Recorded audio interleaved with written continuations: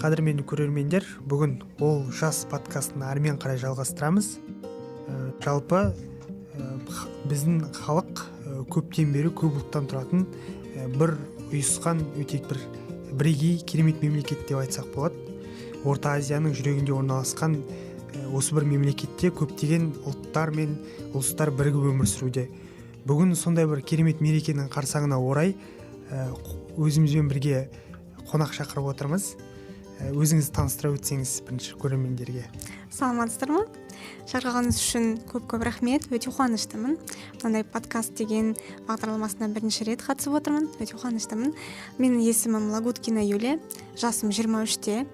Мен солтүстік Қазақстан облысы Айыртау ауданы Лауровка селосының тумасымын. Қазіргі таңда Көкшетау қаласында тұрып жатырмын. Мен мамандығым халықаралық қатынастар, елшімін. Қазіргі таңда Еуразия ұлттық университетінің бірінші курс магистрантымын.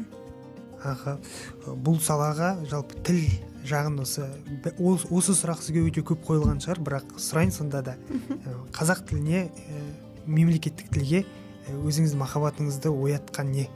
Ниетіңізді жалпы, қызығушылығыңызды оятқан не? Иә. Бірақ не деген дұрыс емес, кім оятқан деп сұрасаңыз. Себебі менің өмірімде осындай керемет бір кісі болды. Қазақ тілі мен әдебиетінен сабақ беретін алғашқы ұстазым Құсайынова Жанар Ғазизқызы. Мен бірінші білімімді ауылдағы мектептен алдым. Яғни 9-шы сыныпқа дейін ауылдағы орыс мектепте, орыс класста оқыдым, орыс сыныпта. Сонда қазақ тілінен сабақ беретін керемет бір ұстаз болыпты. Соның арқасында сол кісінің көмегімен қазақ тіліне осындай ерекше бір сүйіспеншілігім, қызығушылығым пайда болды. Себебі сол кісі қазақ тілі, қазақ әдебиеті сабақтарында әртүрлі тәсілдерді, осындай қызықты тапсырмаларды бізге беріп, осылай біздің мемлекеттік тілге қызығушылығымызды оятатын. Мемлекеттік тіл деп жатырмыз. Басқа қандай тілдерді білесіз? Мен ана тілім орыс тілі, қазақ тілі ол мемлекеттік тілді білем, ағылшын тілін білем, түрік тілін үйреніп жатырмын және қытай тілін үйреніп жатырмын. Қытай тілін университетте 2 жыл бойы үйреніп жүрдім. Ең қиыны қытай тілі дейсіз ғой, бұл жерде сөзсіз. Мен де дәл сіз секілді осы халықаралық қатынастар бағытында оқыған, яғни жақыным болған, ол да дәл осы түрік тілдерін, орыс тілдерін меңгеріп келіп, енді қытай тіліне келгенде өте қиын тіл деп айтады. Жалпы тілдік ерекшеліктеріне байланысты қазақ тілінде өзіңіз сөзіңізде біраз кітаптар оқимын деп айттыңыз.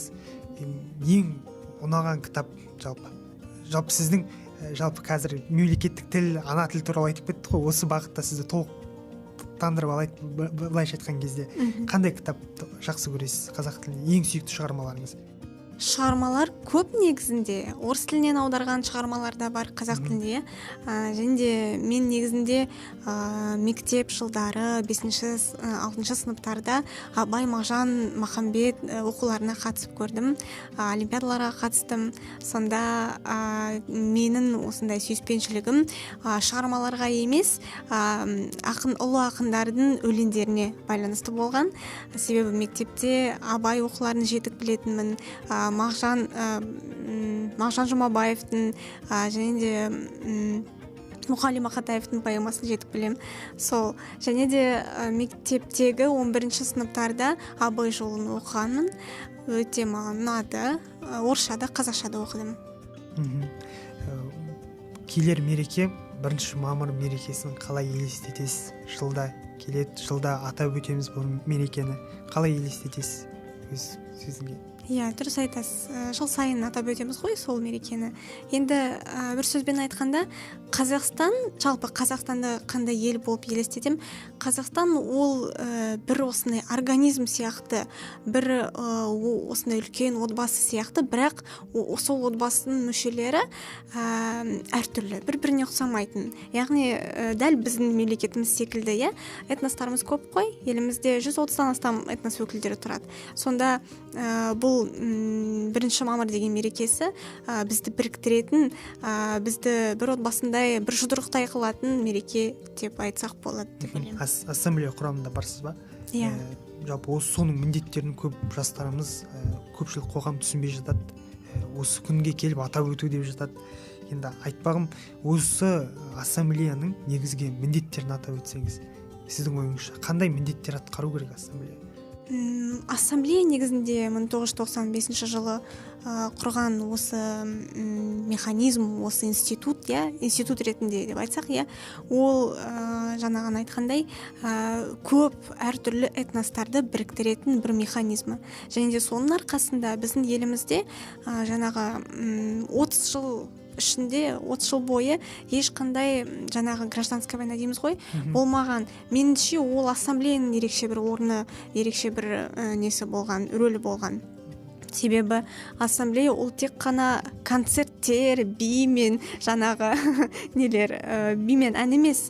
Ол адамдарды ұлтқа, дінге, этносқа қарамастан біріктіретін күшті, керемет бір күш секілді, қозғалыс күші. Және де ассамблеяның міндеттерін, талаптарының арасында ол халықты біріктіру, және де халықты бір мемлекеттік бағдарламасына шақырып, әсіресе жастарды шақырып, сол мемлекетке пайда тию осы жұмыс бағытында жұмыс істеуге шақырады. Бірегейлік пен бейбітшілікті сақтап келдік осы уақытқа дейін. Сонда мысалы қазір ақш құрама штаттары мысалы әртүрлі ұлт өкілдерінен де құралған қаншама халқы бар.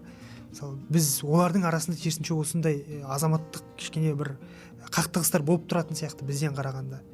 Солай ма, әлде біз олардың деңгейіне жеттік па осы біз бірегейлікпен? Енді салыстырмалы түрде енді.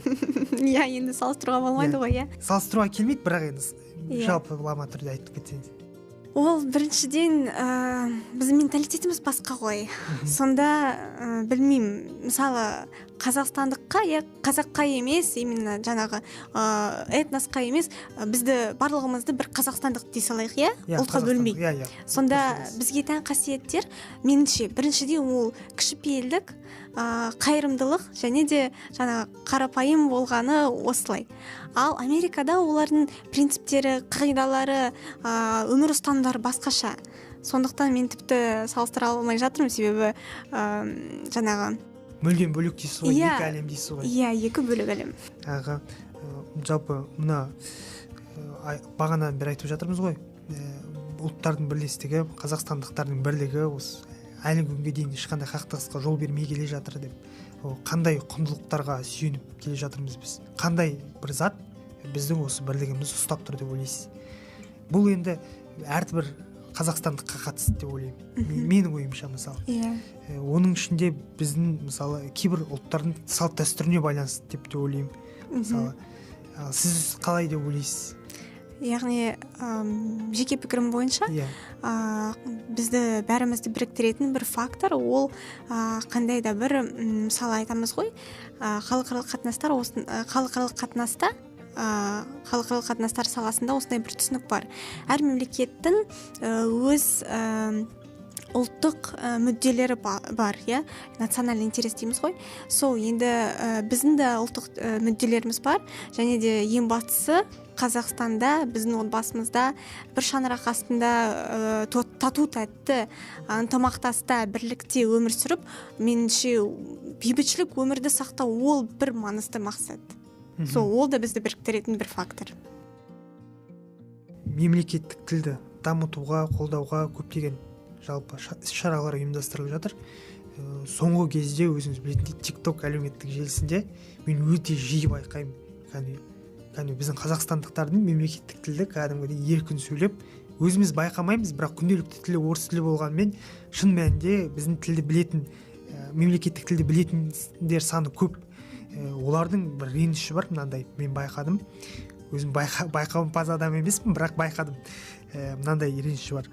Көбіне қазақ тіліндегі кітаптар, оқулықтар үздік дейді. Оқулықтар аударылмай жеткізілмей қалады екен бізге. Мысалы, соған қалай ойлайсыз, қандай шығармаларды, туындыларды қазақша көргіңіз келеді? Әлемдік кино туындылардан болсын, енді әртүрлі. Меніңше жаңағы әлеуметтік желілерге тоқтасақ, жаңағы YouTube, сосын Instagram, TikTok. Егер де біздің осындай мақсатымыз болатын болса, яғни балаларды, қазақстандықтарды, әсіресе балаларды қазақ тіліне осындай қызығушылықты ояту деген мақсат болатын болса, онда әлемге белгілі шығармаларды қазақ тіліне аударуымыз керек. Және де одан басқа бір бір фактор бар, ол латиница, латын тіліне көшу деген осындай да бір бағытымыз бар, солай ғой. Бірақ енді бүгінгі таңда көптеген балалар, шынымен де мен репетитор болып басқа мұғалімдер атынан айтайын, балалар кітап оқысы келмейді. Ол да бір мәселе. Кейбір балалар оқиды, бірақ басқалар ютубта емес, тиктокты қолданады, көп ғаламторды қолданады. Сонда олардың бүгінгі таңда олардың қызығатын нәрселері басқа, яғни бағыты басқа. Сонда меніңше балаларға арналған шығармаларды емес, мысалы американ мультиктерді мысалы қазақ тіліне аудару керекпіз. Жаңа ғана мен бірнеше күн бұрын байқадым желіден, Спанч Боб деген мультигі қазақ тіліне аударылатын болды. Шаршы шалбар өте әдемі аударған дубляж. Керемет, сосын дикциясы, жаңағы дубляж керемет болды. Ол да бір өте керемет идея. Себебі балалар, кішкентай бала кітап оқысы келмейді, мультик қарап отырады, сол. Ал мысалы үлкендер үшін әрине мысалы қазір көптеген адамдар психологиямен айналысады, психологиямен қызығады. Сондықтан бизнес, психологияға байланысты жаңағы бестселлер, мировой бестселлер дейміз ғой, әлемдік бүкіл әлемге белгілі шығармаларды, кітаптарды қазақ тіліне аударсақ, онда адамдардың қызығушылығы арта түсіреміз дейсіз ғой. Аға, жалпы бағанадан бері айтып жатырмыз ғой, туынды деп жатырмыз. Мен өз басым, енді өз пікірімді де айта кетейін, сізге ғана сұрақты жаудырмай. Өз басым америкалық Оскардағы ұсынылған фильмдер, актерлардың жалпы қазақша дубляжын қатты көргім келеді. Мысалы Бойцовский клуб дейтін фильм, қандай көп қой фильм, Титаниктен бастап, олардың сапалы дубляжын қатты көргім келеді. Мысалы сол бір дубляж, сол бір мультимедиа саласы кәдімгідей сапалы дауыспен қамтылып кетсе, онда бір керемет болатын сияқты шынымен де. Және де айта беріңіз, сіз айта беріңіз. Және де соңғы кездері бірнеше жыл кинотеатрларда жаңағы Американың қандай да бір елдің, Корея елінің кинофильм болатын болса, астында қазақша субтитр бар. Сол да бір керемет идея. Не десеңіз, себебі адам мысалы ютубта, телефонда бір нәрсені субтитрмен қараса, онда көзі бәрібір субтитрге түседі. Ол да бір керемет нәрсе, себебі адамның көзі де, сосын ойлау қабілеті үйреніп қалады қазақ сөздерге. Визуально жаттайды дейсіз ғана тексттарда. Сөзіңіздің арасында латын графикасы туралы айтып кеттіңіз. Негізі бұны қолдайсыз ба? Қалай бұл кәдімгі тиімді түсін береді деп ойлайсыз ба қазақ тіліне?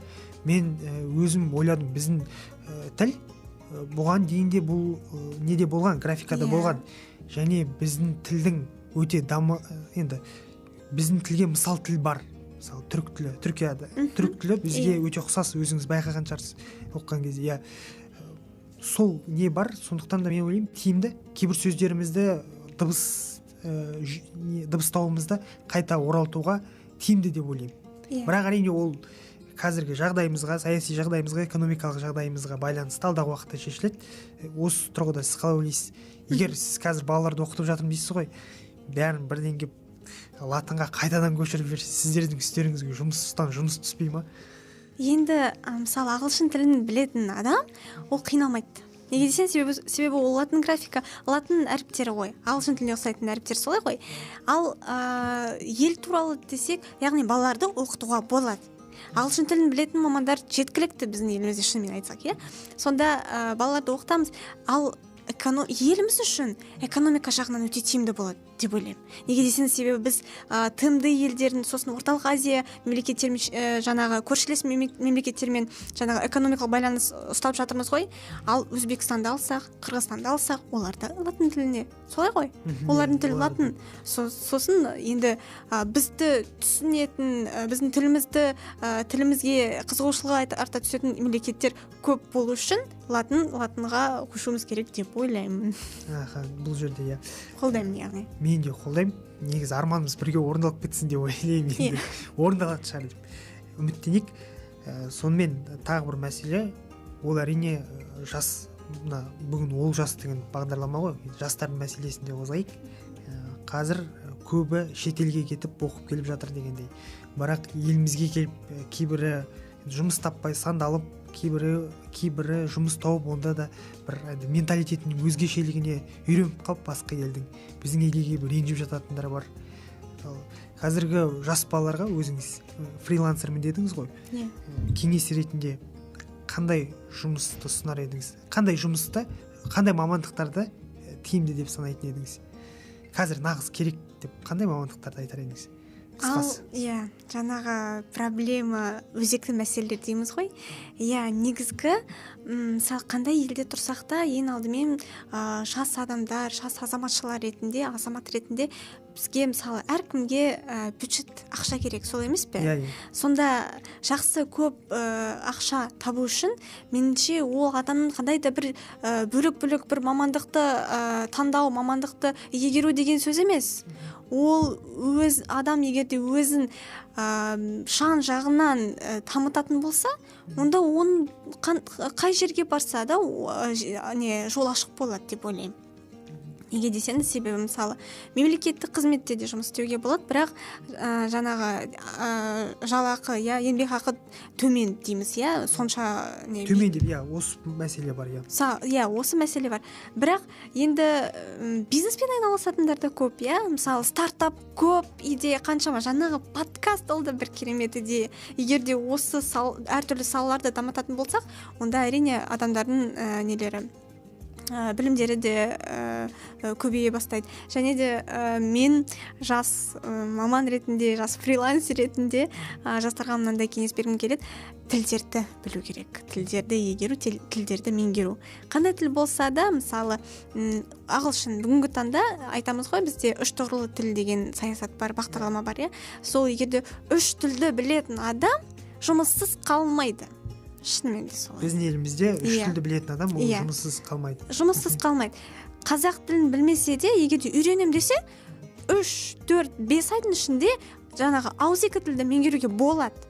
Мен өзім айтам, репетитор, жаңағы ұстаз ретінде меңгеруге болады.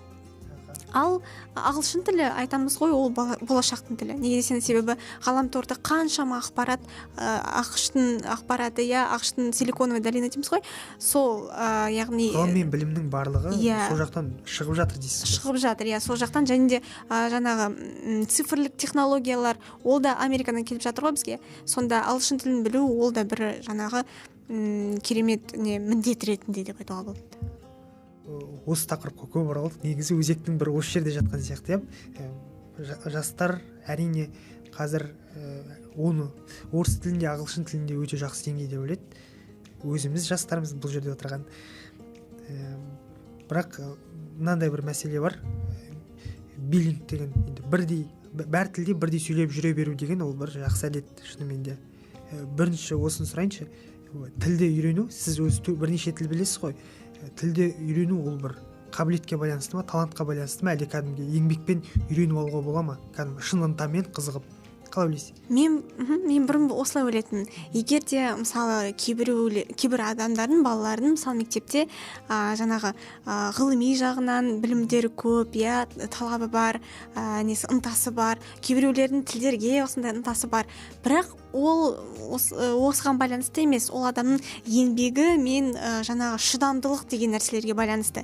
Егер де адам табандылық, дұрыс айтасыз. Егер де адам үйренем десе, тіпті мысалы жаңағы грамматиканы түсінбейтін, ананы тілдерге деген қызығушылығым жоқ деп айтатын адам болатын болса, егер мақсат қойса, еңбек етсе, онда меңгереді. Ол меңгереді. Ал мынандайға қалай қарайсыз? Өкінішке қарай бір тілді жоғары санап, бір тілді төмен санап жүретін адамдар да бар. Не қазақ тілін, не орыс тілін жоғары ұстап, кәдімгі өмір бойы мойындамай кететін адамдар болады. Оларға қандай кеңес айтасыз? Осындай адамдарды көрдім шынымен де. Мен мысалы, бала болдық, мен 8-ші сыныпқа дейін өзімнің ана тілімді, ол маған қатты ұнайды, мен оған қатты қызығам, былайша айтқан кезде. Ол бәрібір менің ойладым ажырамас бөлігім, маған басқа тіл не үшін керек деген сияқты. Әрине оны ерте түсіндік қой деп ойлаймын, мен 7-ші сыныпта кейін түсіндім. Сонда ой келді, сосын түсіндім, сосын бәрі тілде сөйлеу керек, адамдармен байланыс өте жақсы болу керек. Иә, осыған қалай қарайсыз? Кездеседі, күнделікті өмірде де кездеседі ондай адамдар. Иә, ол да бір біздің білмеймін менталитетке ма, қандай да бір басқа нәрсеге байланысты бір ол да бір мәселе десек болады. Неге десең, себебі мысалы қазіргі таңда мысалы мен қазақша сөйлеп тұрмын ғой, қазақша білем, қазақша үйретем. Ал қандай да бір әлеуметтік желіге жаңағы өткенде бір видео салдым, бейнероликті түсірдім. Ал біз қазақстандықтар бір тұтас халқымыз деп осындай үндеу секілді, бірақ анда ешқандай арандатушылық деген нәрсе болмаған. Мен керісінше былай айтыппын, біз бір шаңырақтың астында тату-тәтті өмір сүріп жатырмыз. Сонда басқа адамдарға, басқа елден келген нелерге жол бермейік деп осындай бейнеролик түсіріп желіге салдым. Ал енді басталды. Кейбіреулер айтады, не осы орыс қыз қазақшаны үйреніп, не жағымпазданып келе жатыр ма, не болыпты оған? Сосын айтады, неге таңғаламыз орыстар қазақша сөйлесе? Ал кейбіреулер мысалы керісінше айтады, орысша сөйле деп. Сен орыссың ғой, орысша сөйле. Сонда таңғалам. Мәдениеті төмен адамдар жеткілікті. Сонымен сол адамдармен емес, осы мәселемен күресуіміз керек. Яғни мәдениетті төменнен биікке көтеруіміз керек, білімімізді көтеруіміз керек. Яғни осында ғылым, білім сапасын жаңағы дамытуымыз керек. Сонда мен мысалы жеке пікірімше 3 тілді, 4 тілді адам білсе, егер де оның осындай несі тілге деген қызығушылығы жаңағы болатын болса, үйрене берсін, сөйлей берсін. Мысалы басқа адам егер де жаңағы диванный критик болатын болса, қандай пайдасы бар одан? Иә, сол сын айтушыларға байланысты. Мен өзімде әрине ондай жанымдағы таныстарымда комментарийлерден көріп атам, әлеуметтік желідегі. Өзім былай ойлаймын, қазақ тілі болсын, орыс тілі болсын, оның ережесін сақтап жазу керек. Бірақ қандай акцентте болсын сөйлесе беру керек секілді. Ол андай дыбысы келмей тұрса да, мысалы ағылшын тілі өте ұтымды тұсы сол ғой. Қандай акцентте болса да, грубый акцентте болса да, қатаң акцентте болса да сөйлей беруге болады. Ол саған ешкім назар аудармайды. Сен ойыңды жеткізе аласың, қандай жағдайда болсын. Міне осындай бір мәселені дамыту керек секілдіміз мысалы. Осының арасында 3 тұғырлық тіл деген саясаттың бір жағынан мәні де осы болу керек негізі деп ойлаймын. Және бұдан бөлек тағы бір қосымша айта берейін? Жаңағы акцент туралы. Мысалы кейбір мен оқушылардың арасында жаңағы мемлекеттік қызметте жұмыс атқаратын адамдар бар. Сонда айтады, ой, Юля, менде акцент бар. Қалай мен мысалы қазақ тілін меңгерем, бірақ акцентім бар. Сосын мен бірдеме айтсам қате деп болатын болса, онда басқалар күле береді. Мен айтып, қарамаңыз, назар аудармаңыз, күле берсін, енді не болады? Мен мысалы басында мектептегі кезінде бірінші ма, 2-ші сыныптарда бір сөйлемді айтқым келді. Қазіргі таңда есімде бар. Біздің мұғаліміміз анау өткен жылдарда тон киетін, жаңағы тон дейміз ғой, шуба. Сонда мен осындай бір сөйлем құрастырдым. Вы учительница в шубе. Ал қазақ тіліне аударайын деп едім да, я айттым, сен тон мұғалім. Бүкіл класстастарым, топтастарым күле бастады. Бірақ енді одан бастап, мынау сен емес, сіз деп айту керек еді. Сосын мынаны мысалы осылай айтпайды, қазақ тілінде басқа мысалы ереже бар, сөздерге, етістіктерге байланысты. Сол, яғни егерде басқаларға назар аудармайтын адам көп нәрселерге жетеді. Көп нәрселерді үйренеді, және де мақсаттарына жетеді. Және де жаңағы не дедіңіз? Міне диванный критик, сыншылар дейміз ғой, көп сын айтатын адам. Мен мысалы былай айтам, мен мемлекеттік тілді бірақ толық меңгердім деп айта алмаймын. Әлі де меңгерудемін. Қазақша сериал қараймын, күнде біздің кинематограф өте күшті, соңғы кездері тіптен жақсы фильмдер шығып жатыр. Және де басқаларға, өзге ұлт өкілдеріне, басқа адамдарға, қазақстандықтарға бір үлгі ретінде жаңағы мынандай не нәрсені көрсеткім келеді. Яғни мен үйрендім, сіздер де үйрене аласыздар. Қазақ тілі сонша қиын тіл емес, үйренуге болады деген сөз. Сонда мен мысалы, ой, мен қазақ тілін меңгердім деген осы неде бағытта емес, басқа бір ғылымға өз пайдамды пайдамды үлесімді қосам деген осындай нем бар. Мақсатым. Бастысы тәжірибеге бас сұқпай ештеңе үйренбейміз. Былайша айтқан кезде оны жұртқа көрсете білу керек. Тағы бір нәрсе сіздің айтқаныңыз. Осы тілден бөлек тағы бір жалпы ұлттарымыздың арасындағы бірегей заттарға көшейік. Оның мәселесі дін мәселесі. Мен енді жалпы айтайын дегенім, біздің жастарымыздың арасындағы дін мәселесі өте толерантты және де жақсы түсінік қалыптасқан сияқты. Бірақ ендігі жастарымызды несінде жалпы болмысында атеист, мысалы, басқа да бір сондай бір кішкене басқаша бір бағыттар бар. Оған көзқарасыңыз қандай? Сізде кездесе ме? Қалай деп ойлайсыз жалпы діннің ахуалы елімізде? Меніңше ол әр адамға байланысты, отбасыға байланысты. Егер де ата-анасы өз баласын дінге жаңағы қызығушылықты тәрбиелейтін болса, осылай, сонда әрине өздері біледі. Ал мысалы мен ойлаймын, бүгінгі таңда әр адамның өз қалаулысымен өмір жолын таңдайды. Біреу мысалы ғылымды таңдайды, біреу мысалы қандай да бір стартап бизнеспен айналысады. Ал кейбіреулер мысалы көп дінге көп назар аударады. Енді нақты айта алмаймын осы тақырып бойынша, себебі өзім де атеист емеспін, бірақ христиан дінінің бір өкілі деп айтсам бола ма? Өкілімін сол. Бірақ өзім жаңағы толерантты түрде қараймын. Мысалы, жаңағы қазір ораза, Рамадан айы болып жатыр, сонда достарыма айтамын, оразаларыңыз қабыл болсын деген сияқты.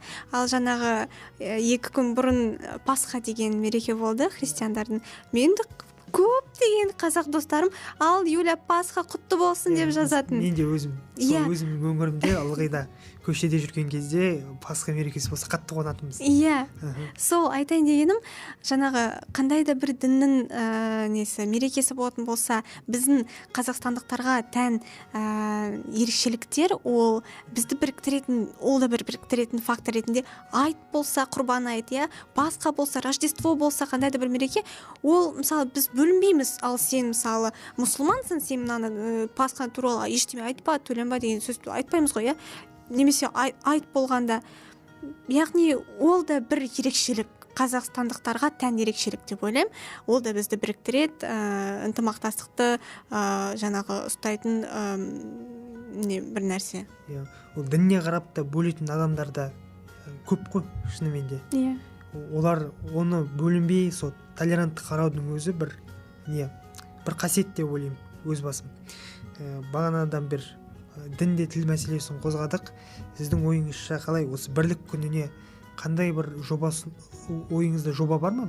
Мысалы жастарды біріктіретін, тағы да осы бірлік күнін одан әрі нығайта түсетін деген секілді. Негізінде қазір ондай жаңағы наурыз айында ассамблея құрылымында ассамблея жастары деген жаңа ұйым пайда болды, құрылды. Сол ассамблея жастары деп аталады. Бұрында мысалы ассамблеяның құрамында этномәдени орталықтар бар ғой. Әр қалада достық үйінде қоғамдық келісім, этномәдени бірлестіктер бар, мысалы украиндік бірлестіктері, орыстардың бірлестіктері, белорус бірлестігі бар. Сол, ал жаңағы ассамблея жастары ол дәл 29 жасқа дейін жастарды біріктіретін жаңа форматта бір ұйым ретінде жаңа құрылым пайда болды.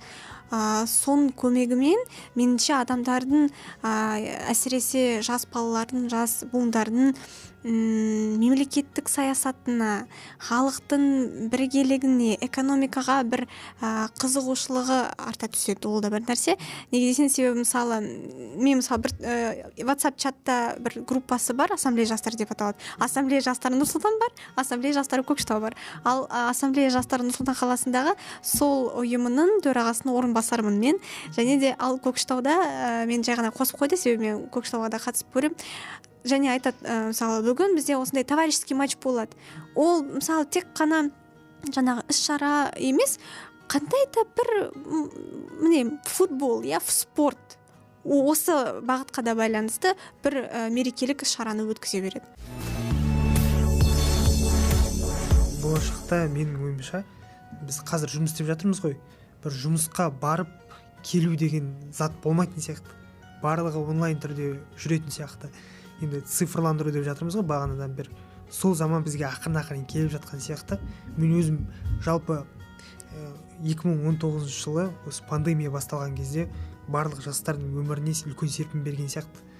Үйде бір жыл болдық қой, үйде әбден ойланып, сол студенттік кезіміздің бәрін қорытындылаған сияқтымыз. Мен де осылай жұмысқа бірден шығып кеттім. Былайша айтқанда практиканың қажеттілігін, жаяу жүріп жұмыс деген жұмыс өте қатты ұнайды маған.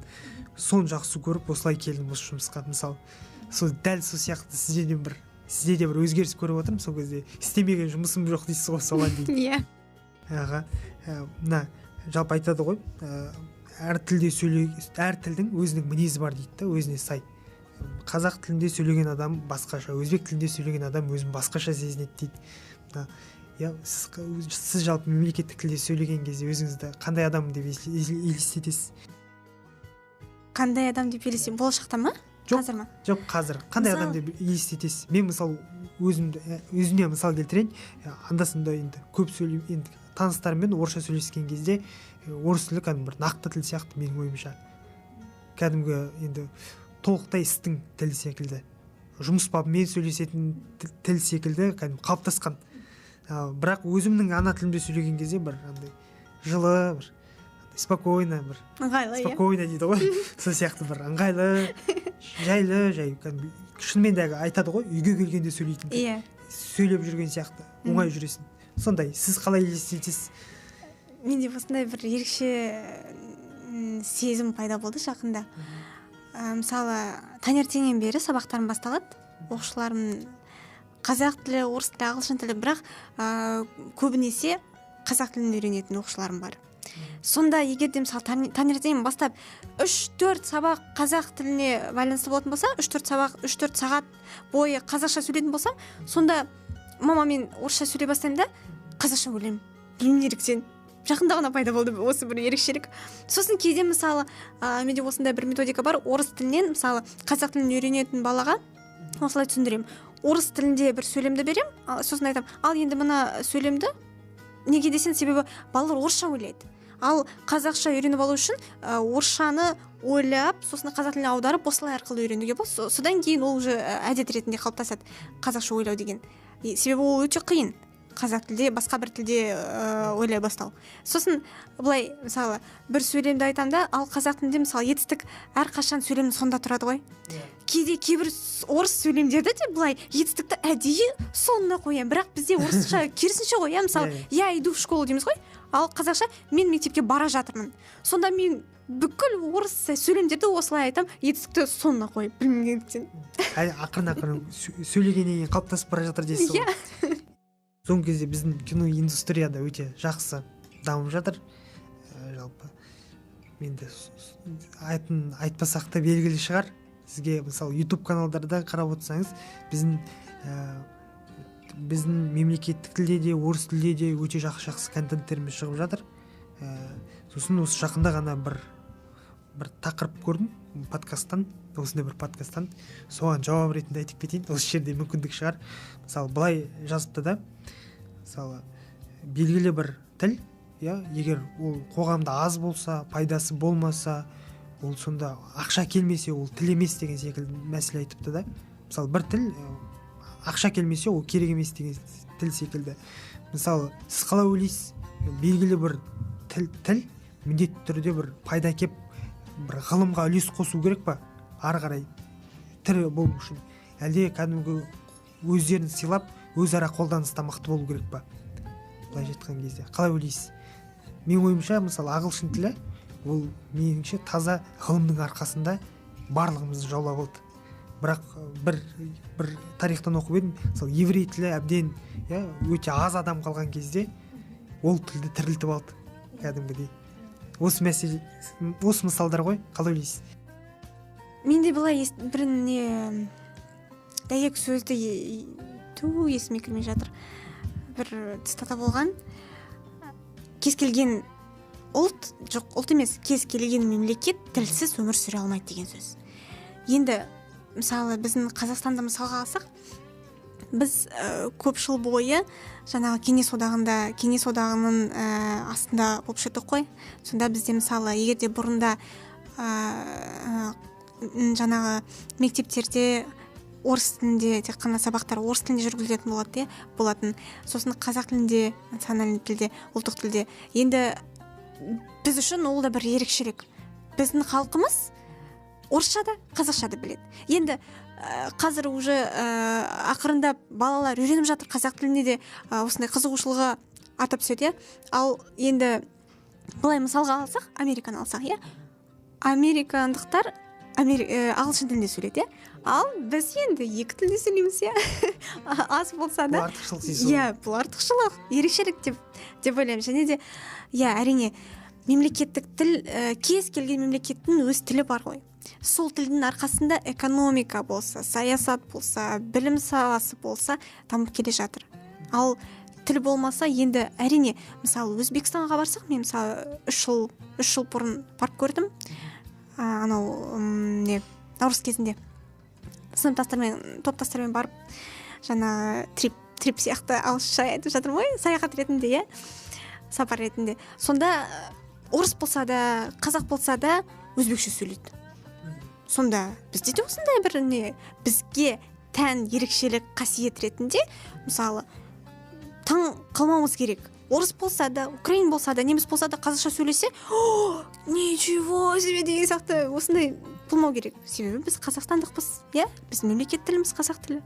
Бірақ сонымен бірге бір қатарда орыс тілінде жетіп білеміз, меңгеріп отырмыз, білеміз. Бұл жөн қарама-қарсы бағыты бар. Әрине оны қолдау, дамыту ол дұрыс, әрбір адамның өзінің мәдениетімен жетістікке байланысты деп ойлаймын негізі. Бірақ орыс тілінсіз де болмайтын сияқты, өйткені өзіміз білетіндей мемлекеттік жалпы біздің ең ұзын шекаралы мемлекет, біз тауар айналымымыз да серіктес. Бірақ осындай жағдайға байланысты бола тұрады, бәрібір де біз өзіміздің жалпы мемлекеттік тілімізді дамыта білдік, былайша айтқан кезде. Бұл өте бір керемет бір жетістік деп ойлаймын. Жалпы сіз менің қонағым болып келгеніңізге көптен көп рахмет. Сізге де рахмет. Сіздермен бірге болған жалпы Юлия Лагуткина, тіл маманы, ассамблея мүшесі, фрилансер, маман, негізі өте көп саланы меңгерген маман екенсіз. Сізге өзіңіз жалпы осы бір үлкен ауқымды тақырыпты алып шығдыңыз деп ойлаймын. Жалпы бірлік күніне орай тіл мәселесінде, дін мәселесінде барлық мәселені қамтыдық деп ойлаймын. Жалпы біздің жастардың арасында қазір ушығып тұрған ондай проблема жоқ секілді. Барлығымыз бірегей, барлығымыз бейбітке өмір сүріп жатырмыз. Ол жас деп подкасттың себебінде қойғаным осы. Жасөспірімдердің енді жалпы елдің болашағына үміт қосатын жастардың дамуына ой пікір білдіретін алаңы ретінде құрып отырмын. Рахмет сізге көптен көп. Осыған орай қазақстандықтарды мереке, келе жатқан мерекесімен құттықтайықшы, құттықтай. 1 мамыр мерекесімен құттықтаймыз шын жүректен. Сізге де көп рахмет. Еліміз аман, жұртымыз тыныш болсын, әрқашанда аспанымыз ашық болсын, және де еліміз бай болсын, гүлдене берсін, Көп рахмет. Барлықтарымыз аман болайық. Сізге де көп рахмет. Бүгінгі подкастымыздың қонағы өте керемет адам. Былайша айтқан кезде кәдімгі разы болып отырмын. Сонымен Олжас подкастымызды аяқтаймыз. Көріскенше деймін. Подписка, лайк басыңыздар, комментарий жазыңыздар.